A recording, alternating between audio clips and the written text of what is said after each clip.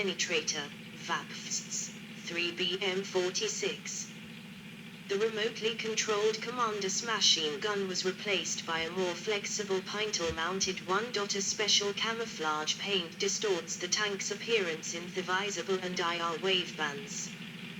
The T-80 US-1 A46 fire control system includes a laser range finder, a ballistics computer, and a more advanced 1G46 gunner's main sights, which greatly increases the T-80's firepower over previous models. These new systems, together with the 125mm D81TM Rapier 3 smoothbore gun, ensure that T-80U can hit targets at a range of up to 5 km, ATGs and HV/APFS. An experienced crew at the international exhibition was able to successfully strike 52 targets without a miss at a distance of 5 km using guided rockets. 26. The T-80U-M of the 1990s introduced the Tu-1Po-2A Gava gunner's thermal imaging sight and 9M119M Reflex-M guided missile, and later an improved Tu-46M4 version of the 125mm gun and 1G46M gunner's sight was used. Russian tank production faltered in the years before and after the breakup of the Soviet Union. At the two remaining Russian tank plants, state orders all but ceased. Omsk, then the only Russian producer of the T-80, received orders for just 5 T-80s in 1992. Around the same time, the Russian Ministry of Defense decided it would commit to eventually producing one tank type only. Though both Nizhny-Tagil's T-90 and Omsk's T-80U had their merits, the T-80 was notorious for its high fuel use and poor engine reliability. Also, Russian T-80 BVs suffered appalling losses in their first combat use during the First Chechen War. T-90s, which were not deployed to Chechnya, were spared media criticism despite the similarly poor performance of the T-72, the T-90's not-so-different ancestor, in the same conflict. In January 1996, Colonel General Alexander Gorkin, Chief of Main Armor Directorate of the Russian Ministry of Defense, said the Russian armed forces would phase out T-80 production in favor of the T-90. Gorkin reversed his position later that year, claiming the T-80U was a superior tank. Production of the T-80 at Omsk persisted until 2001, mainly for the export market. 6. Ukrainian T-80U. In parallel with the T-80U and Russia in general, the Morozov Bureau in Ukraine developed a diesel-powered version, the T-80U. It is powered by the 1000 HP 6TD 6-cylinder opposed piston, 27, multi-fuel two-stroke turbo piston diesel engine, ensuring high fuel efficiency and a long cruising range. The engine support systems make it possible to operate the tank at ambient temperatures of up to 55 degrees Celsius and ford water obstacles 1.8 m in depth. The T-80U shares most of the T-80US improvements, but can be distinguished from it by a different engine deck and distinctive smoke mortar array and turret stowage boxes. It retains their motor-controlled commander's machine gun. About 500 T-80U tanks were built in the Milishev plant between 1987 and 1991. About 300 were still at the Ukrainian factory when the Soviet Union broke up, so the T-80U tank was welcomed into Ukrainian military service, and therefore is more common in Ukrainian service than Russian. Unlike Russia, Ukraine has had much better success selling T-80s to foreign customers. Cyprus bought a number of T-80s and T-80UKs from Russia for its army. Pakistan, countering India's adoption of the Russian T-90, bought Ukrainian T-80Us for the Pakistan Armored Corps. 28. The Ukrainian T-84 main battle tank is based on the T-80U. Ukraine was only able to afford a negligible number of T-84s for its own use, but did market the tank for export. The T-84 Oplot, first delivered in 2001, introduced turret bustle ammunition storage, and to offer more sales to international market. The T-84-120 Yatagan has been offered for export, featuring a very large turret bustle and NATO-compatible 120 gun. 29. Service history. Soviet Union. 2 T-80 Utes on the Red Square in Moscow during the failed August 1991 Soviet coup d'état attempt in 1985. There were 1,900 T-80 MBTs overall. 30, according to data published in Russia. 2,256 T-80s, up to the T-80 BV model, as T-80s were never deployed in Europe, were stationed with the group of Soviet forces in Germany, GSFG, in East Germany between 1986 and 1987. In 1991, when the Soviet Union was breaking up, the Soviet Army operated 4,839 T-80 MBTs of several different models. 31. In August 1991, Communists and Allied military commanders tried to overthrow Mikhail Gorbachev and regain control over the unstable Soviet Union. T-80U tanks of the 4th Guards Kantomayerovskaya Tank Division drove onto the streets of Moscow, but the Soviet coup attempt failed when the tank crews refused to attack the audience or the parliament. 32. 33. Russia. Before the 2022 Russian invasion of Ukraine, the T-80 was not used in the way in which it was intended, large-scale conventional war in Europe. Until 2022, it was deployed during the political and economic changes in Russia in the 1990s. Most T-80 MBTs are possessed by Russia, though many were inherited by Ukraine, Belarus, and Kazakhstan. In 1995, the number of T-80 tanks increased to around 5,000 but was reduced in 1998 to 3,500. The Russian army had 3,044 T-80s and variants in active service and 1,456 in reserve as of 2008. 30, 31, 34. There are at least 460 T-80 UD in service with 2nd Guards Tamanskaya Motor Rifle Division and 4th Guards. Kantomai. Yes, I start to get sleepy, so I like to read this. I read from the top again this paper. In August 1991, Communists and Allied military commanders tried to overthrow Mikhail Gorbachev and regain control over the unstable Soviet Union. T-80U tanks of the 4th Guards Kantomayerovskaya Tank Division drove onto the streets of Moscow, but the Soviet coup attempt failed when the tank crews refused to attack the audience or the parliament. 32, 33, Russia. Before the 2022 Russian invasion of Ukraine, the T-80 was not used in the way in which it was intended, large-scale conventional war in Europe.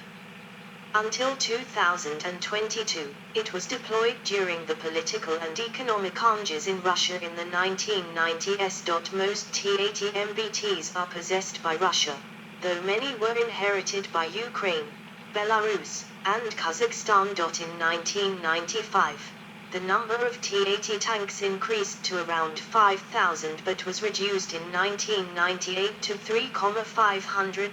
The Russian army had 3,044 T-80s and variants in active service and 1,456 in reserve as of 2008. 30, 31, 34. There are at least 460 T-80 UD in service with 2nd Guards Tamanskaya Motor Rifle Division and 4th Guards. Kantomayerovsk Motor Rifle Division.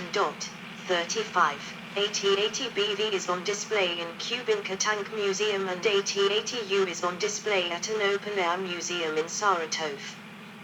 The T-80s have recently been seen at arms expos in Russia such as VTTV. During the 1993 Russian constitutional crisis, Boris Yeltsin ordered the use of tanks against the Supreme Soviet and the Congress of People's Deputies opposing him. On the 4th of October, 1993, 6 T-80 Ute from the 13th Th Guards Tank Regiment, 4th Guards Kantomayerovskaya Tank Division took positions on a bridge opposite the Russian Parliament building, and fired on it. First Chechen War. T-80B and T-80BV were never used in Afghanistan in the 1980s to keep the tank's characteristics a secret, but they were first used during the First Chechen War. This first real combat experience for T-80 was unsuccessful, as the tanks were used to capture cities, a task for which they were not very well suited due to low depression and elevation of the 2A-46 M1 gun on all Russian MBTs. The biggest tank losses were suffered during the ill-fated assault in the Battle of Grozny, which began in December 1994. During 3 months of combat, Russia lost 18 of the 84 T-80 tanks used between the 133 Road Tank Battalion and 3rd Tank Battalion. 36. The forces selected to capture Grozny were not prepared for such an operation, while the city was defended by, among others, former Soviet soldiers. Some T-80 tanks used in the assault lacked explosive reactive armor inserts. 37. Several tank-to-tank battles were recorded. During the fighting in late December 1994 early January 1995, Russian T-80 tanks destroyed at least 6 rebel tanks. On the other side, one T-80 was disabled by the heat of one 125mm shell. 38. Another T-80 received 3 or 4 hits of tank shells but remained in service. 39. 40. In August 1996, a T-80 destroyed one rebel tank. 38. The inexperienced crews had little knowledge of the layout of the city, while the tanks were attacked by rocket-propelled grenade teams hidden in cellars and on top of high buildings. The anti-tank fire was directed at the least armored parts of the vehicles. 41. In the build-up of forces before the assault on Grozny, T-80s had been transferred from depots to units with little experience with the tank. When no auxiliary power unit is equipped, the T-80s gas turbine engines use almost as much fuel idling as when they are running. Most tank crews inadvertently exhausted their fuel this way on the day of the assault. 37. 21. After the First Chechen War. The T-80 performed so poorly in the First Chechen War that General Lieutenant Alexander Gorkin, the head of the Armor Directorate, convinced the Minister of Defense after the conflict to never again procure tanks with gas turbine engines. 42.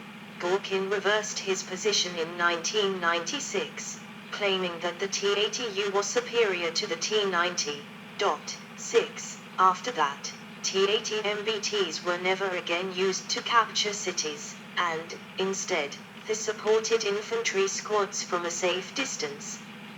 Defenders of the T-80 explain that the T-72 performed just as badly in urban fighting in Grozny as the T-80 and that there were 2 mitigating factors. After the breakup of the Soviet Union, poor funding meant no training for new Russian tank crews, and the tank force entering the city had no infantry support.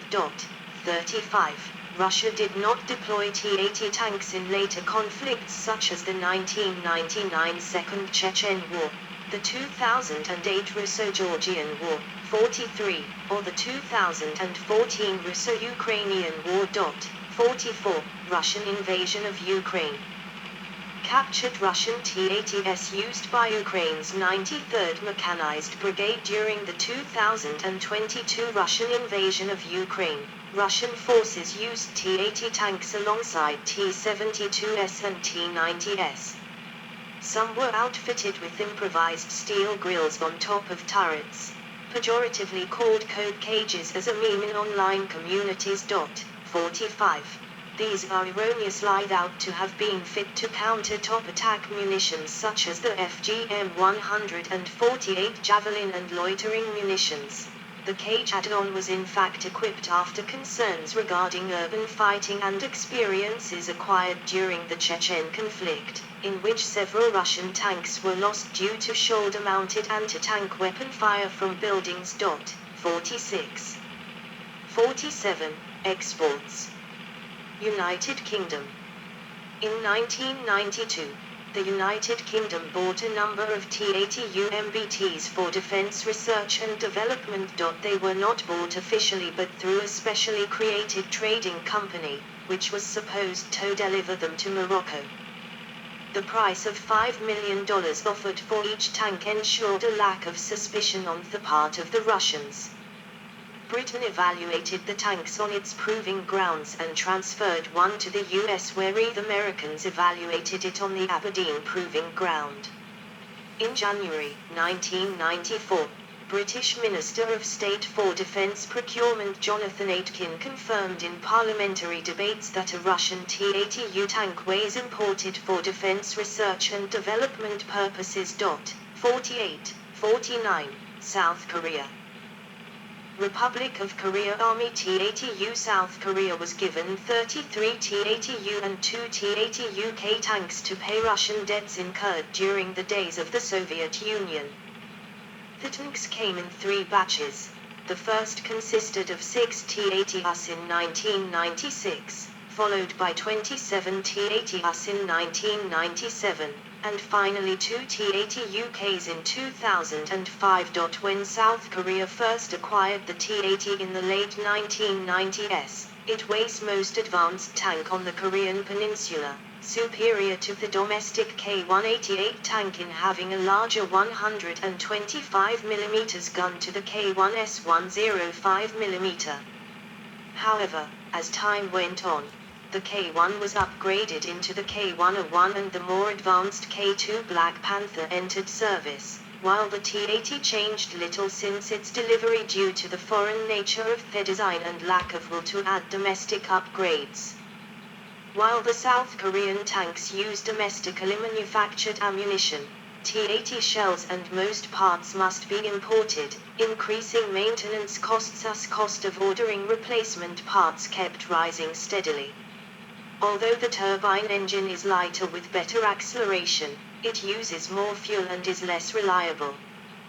The interior has been criticized as cramped and gunnery was underperforming via less advanced sights and slower reload speed. 50. Pakistan. Ukrainian exports of the T-80U have been moderately successful. In 1993 and 1995, Ukraine demonstrated the tank to Pakistan, which was looking for a new main battle tank. The tank was tested in Pakistan and in August 1996 Pakistan decided to buy 320 T-80U tanks from Ukraine for $650 million in 2 variants, a Standard Object 478B and Export Object 478B. 51, 52, 53, 54. The tanks were all supposed to be delivered in 1997. After the first batch of 15 vehicles had been shipped in February 1997, Russia protested that it held the rights to the tank and that Ukraine couldn't export it. 51, 52. Nearly 70% of T-80U components were produced outside of Ukraine, mainly in Russia. Under the guise of keeping good relations with India, one of its most important military customers, Russia withheld 2 of 46-2 125 smoothbore guns, cast turrets and other technology, which forced Ukraine to make its tank industry independent. 54. It developed domestic components, including a welded turret, which was in use on the new Ukrainian T-84. Ukraine was able to ship 20 more T-80U tanks to Pakistan between February and May 1997. 51, 52. These 35 tanks were from Ukrainian army stocks of 52 T-80Us. They were built in the Malishev plant several years before but were not delivered to their original destination. Their abilities were below the standard agreed by both Ukraine and Pakistan.